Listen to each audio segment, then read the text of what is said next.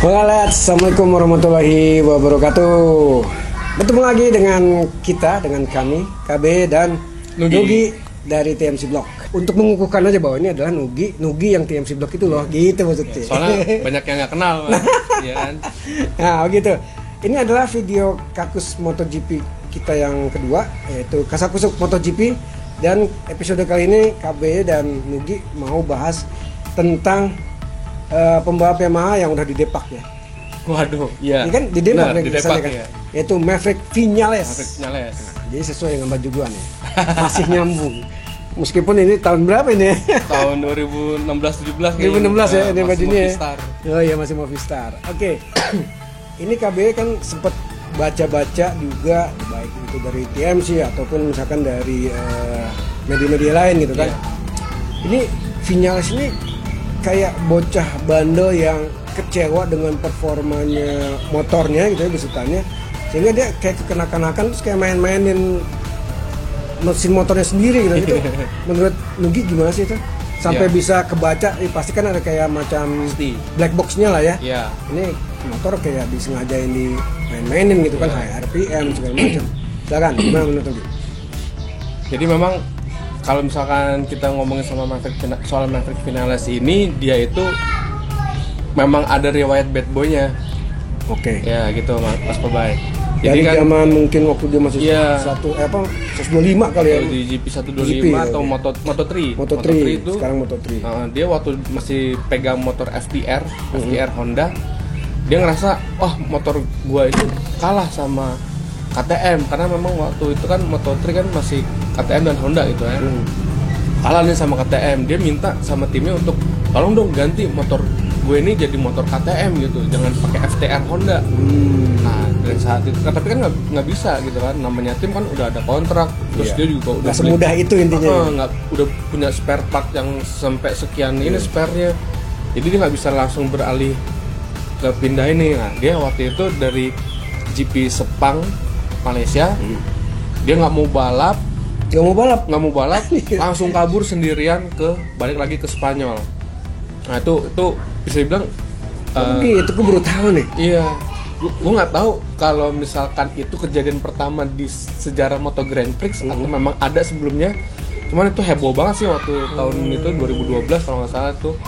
Jadi dia balik sendiri, kabur, nggak mau balapan. Jadi istilahnya, wah gue males balapan, cabut, balik lagi ke rumahnya ke Spanyol. Nah setelah itu karena rentetan Grand Prix Asia Pasifik ya, yang seperti kita tahu kan, Motegi Jepang, habis itu langsung ke Thailand atau dulu belum ada Thailand, jadi langsung ke Malaysia, langsung habis Malaysia ke Phillip Island Australia.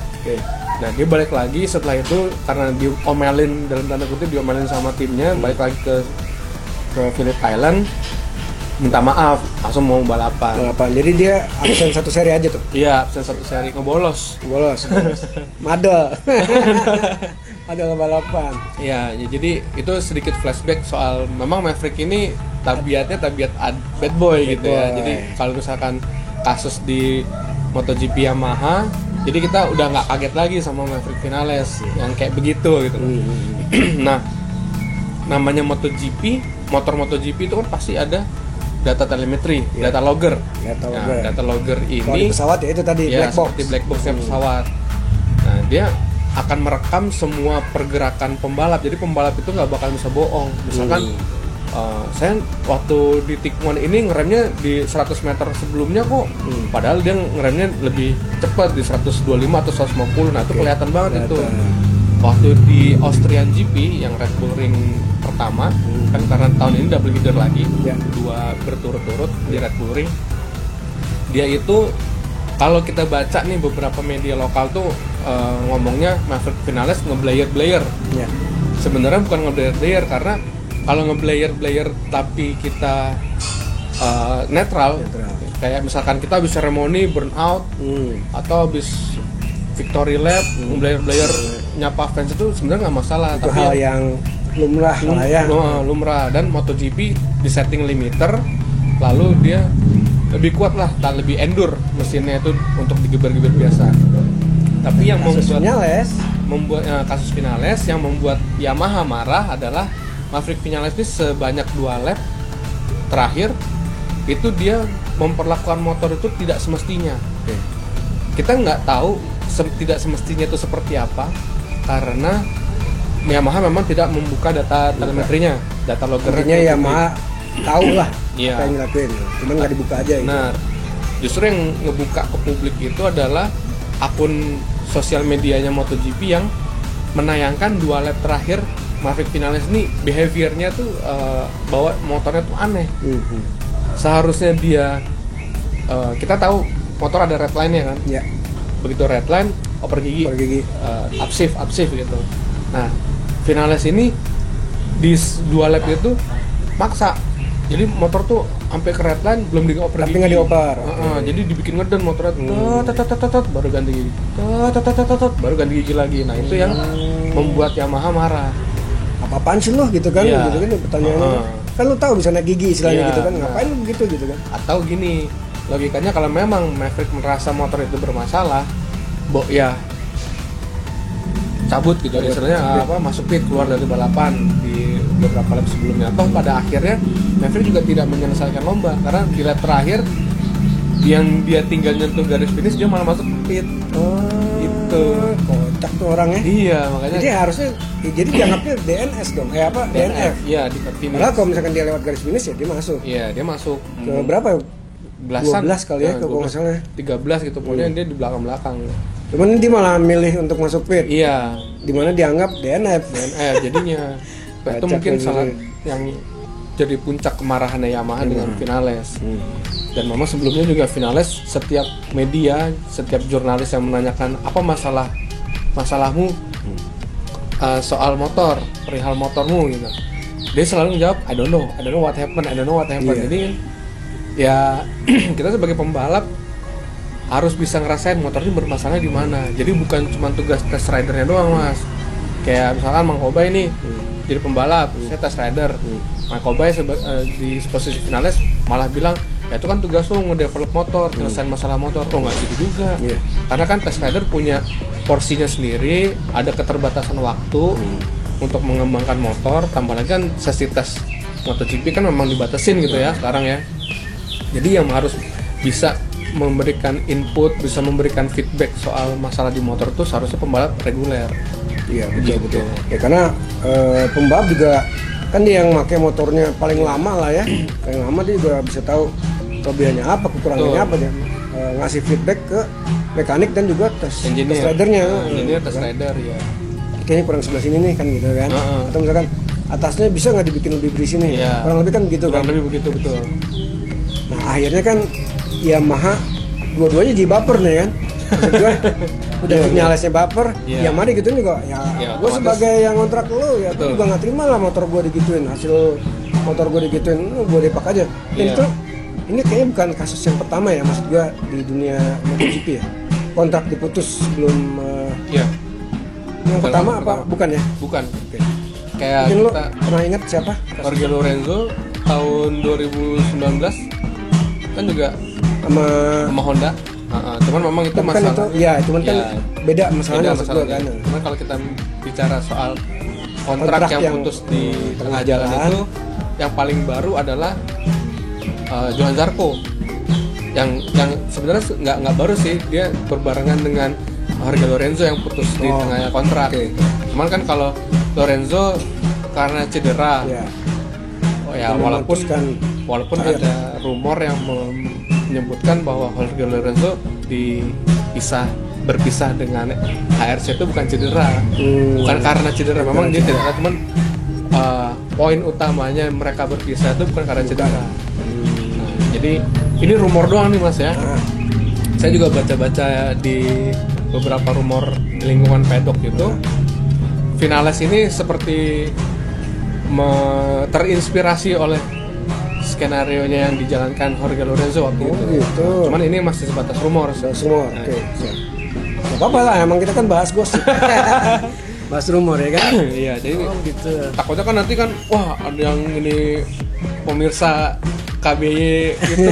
Wah ini Nugi ini bukan ini nih interestnya Lorenzo gitu. Silakan komen aja kalau misalkan merasa lebih tahu misalkan. Iya. Nggak apa-apa, kita open. Tapi memang ada omongan-omongan rumor yang ke sana gitu.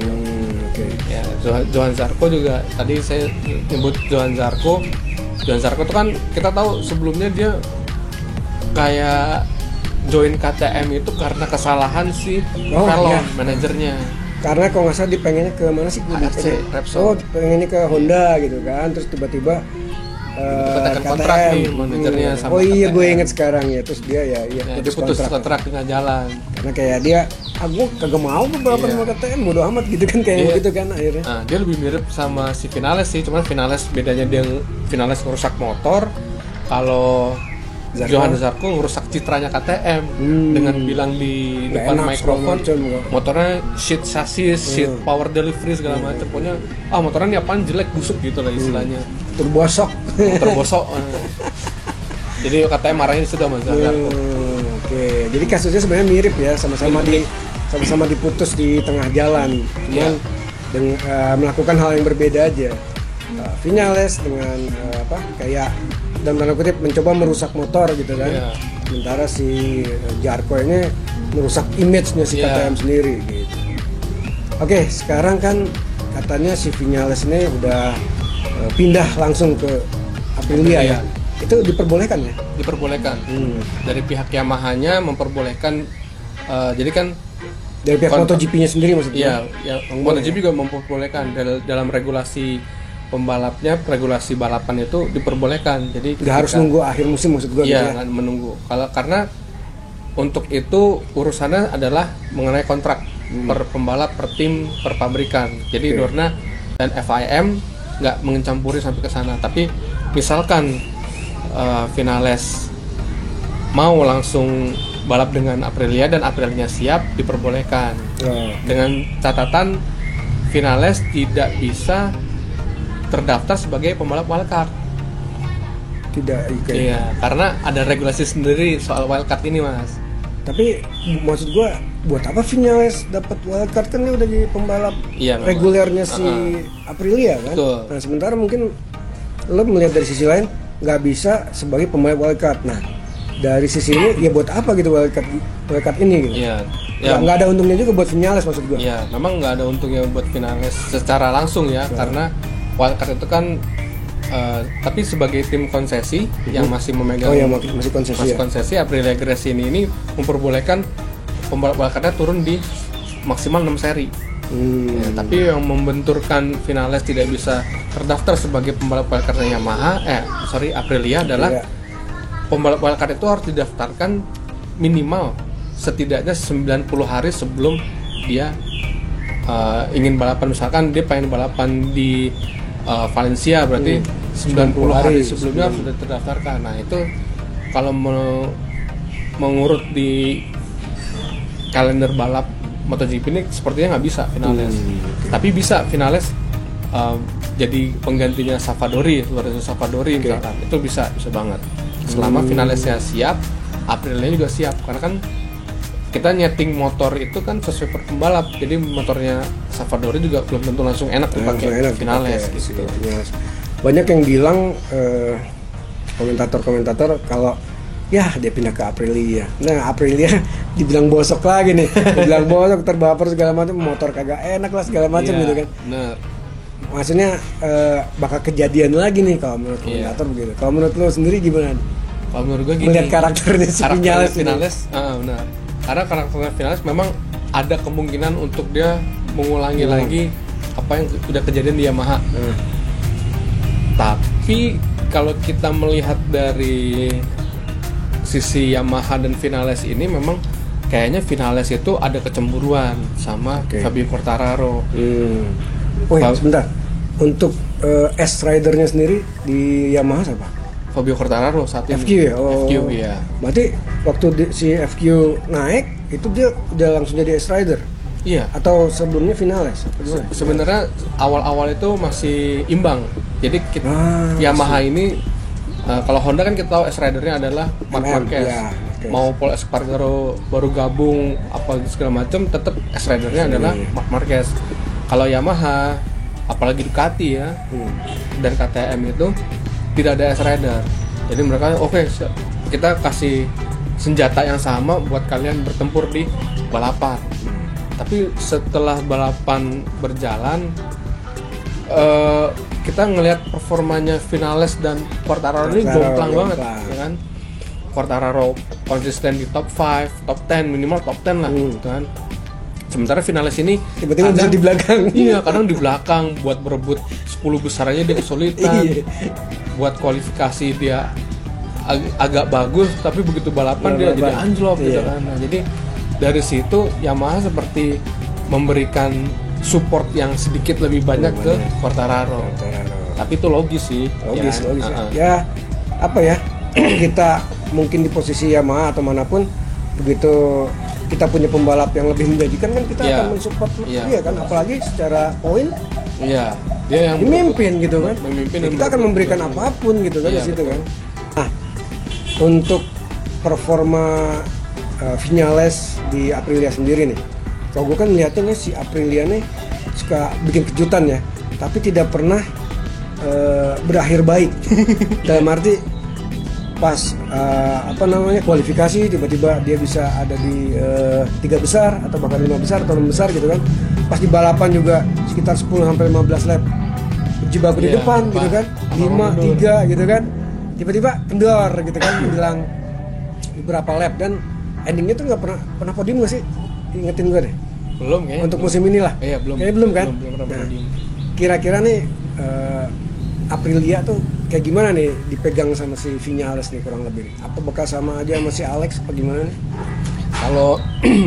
Kalau membandingkan performa Vinales dengan Alex Espargaro sih, gue lebih yakin sama Vinales. Walaupun dari skill nih ya ceritanya. Iya, dari skill ya. Walaupun ya kita tahu Vinales selama ini semenjak masuk MotoGP dia selalu megang mesin inline. Dia kan masuk MotoGP dengan Suzuki. Iya, masuk Suzuki yang inline lalu pindah ke Yamaha di 2017 dengan inline juga sampai terakhir di Yamaha 2021 tengah musim ini pakai inline. Tapi Vinales ini juga bukan pembalap yang ecek-ecek sih, Mas, ya kan? Karena kita tahu dia ya walaupun nggak yang segemilang Marc Marquez atau Valentino Rossi, tapi dia bukan pembalap yang jelek. Nah, dia memenangi banyak balapan. Dia juga yang pembalap pertama yang memberi kemenangan bagi Suzuki setelah comeback di Suzuki ya kan. Nah, jadi kalau untuk Aprilia sendiri, Vinales di Aprilia sendiri itu gue ngelihatnya ini andilnya Aprilia yang lebih besar di sana. Bisa nggak dia memberikan paket motor yang kompetitif, nggak hanya kompetitif. Lalu yang kedua adalah durable. Karena selama ini Aprilia tuh nyodok di depan. Begitu lama-lama ke belakang terus adalah masalah teknis, masalah mekanis segala macam, mesinnya jebol, oil leak segala macam kan. Alex dan Savadori kan dari kemarin-kemarin kan banyak yang gitu kan. DNF udah bagus-bagus di depan tiba-tiba mundur, katanya lost power lah, agak lost power. Jadi untuk itu selain dari Vinales yang lebih baik daripada Alex Espargaro menurut gua, kita juga menunggu kesiapan Aprilia untuk memberikan paket motor terbaik untuk Vinales. Sebenarnya kalau dari sisi finansial atau dana, si Aprilia ini cukup kuat nggak sih? Dibanding kita ngomongin dana, soal Aprilia ini paling kecil. Ya memang paling kecil. Cuma maksud gue untuk sekelas dia, bisa nggak sih sebenarnya dia membuat motor yang emang lebih baik, atau menurut lo ini sih sebenarnya sebagai pelengkap aja gitu kan? Sebenarnya sih bisa sih Aprilia ya untuk janjiin si pembalap-pembalapnya ini buat motor yang lebih baik. Tapi memang kelihatannya Aprilia ini masih terkendala sama sponsor nih. Karena dia kan kayaknya nggak ada sponsor utamanya yang besar yang kuat gitu ya. Mungkin dengan masuknya Vinales mendatangkan sponsor minimal gitu kan. Ya minimal Monster lah, agak gede gitu lambangnya di Aprilia gitu kan. Nah, si Salvatore ya? Salvatore. Dia jadi ada 3 nih pembalap Aprilia, apa gimana jatuhnya? Tahun depan. Untuk tahun depan 2. Jadi Salvatore out. Iya. Tapi di setengah musim yang berjalan ini 3. Benar? Belum tentu. Karena itu si Vinales? Ya, Vinales kan Massimo Rivola, prinsipalnya Aprilia. bilang kalau Aprilia menginginkan Vinales untuk menggeber RSGP, Aprilia RSGP secepatnya. Mungkin kalau kita ngelihat kesiapan finansial dan kesiapan motornya Aprilia sendiri, kayaknya nggak bakalan menurunkan 3. Oke. Jadi untuk di Silverstone ini Silverstone kayaknya masih Savadori deh, karena belum ada daftar Vinales. Oh, iya. Belum balapan Vinales. Jadi Vinales udah nggak balapan sama Yamaha diganti sama Cal Crutchlow. Iya. Sekarang posisinya Vinales, motor Vinales nanti akan dinaikin Cal Crutchlow.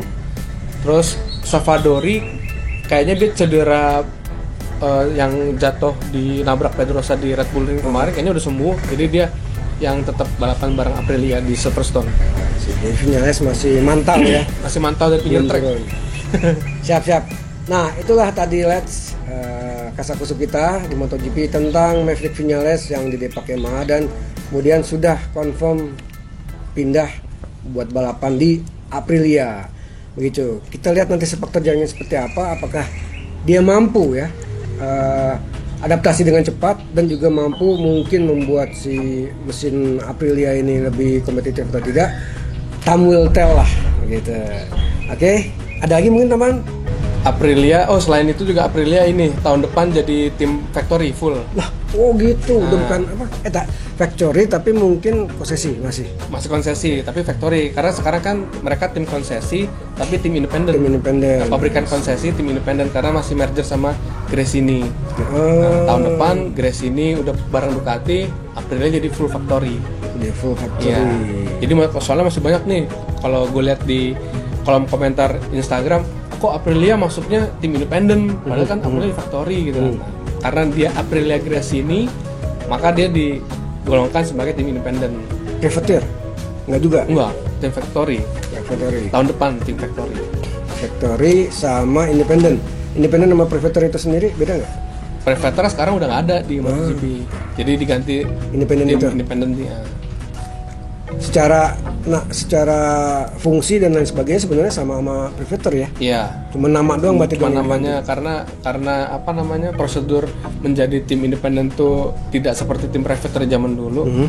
Jadi mereka Dorna menamakan si tim satelit yang kita bilang satelit itu adalah tim independen. Nah, itu tadi tambahannya. Oke. Yes, stay tune. Terima kasih sudah like, terima kasih sudah share, dan jika ada masukan atau ada pertanyaan silakan di kolom komentar. Oke, Assalamualaikum warahmatullahi wabarakatuh. Thank you Om Nugi.